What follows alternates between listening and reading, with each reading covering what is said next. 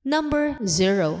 0 is the Alpha or beginning, and Omega the highest, as there is no beginning and no end. All is infinite. Ayon sa mga sinaunang tao, ang God Force is a circle whose center is everywhere and its circumference is nowhere, kaya siya infinite. 0 is the symbol of nothingness and denotes freedom from limitations in this material world. 0 is the number of the God Force and universal energies and reinforces, amplifies, and magnifies the vibrations of the numbers it appears with.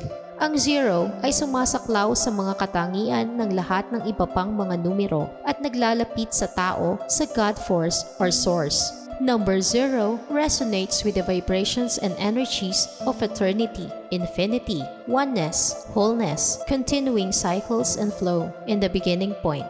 Number 0 stands for potential and/or choice. At kapag ang bilang na ito ay nagpapakita at umuulit, ang mensahe nito ay may kinalaman sa pagpapaunlad ng spiritual na aspeto ng isang tao. Dahil ang 0 ay tinuturing na kumakatawan sa simula ng isang spiritual journey at nag-highlight ng mga kawalan ng katiyakan na maaaring kaakibat nito. It suggests that you listen to your intuition and higher self, as this is where you will find all your answers.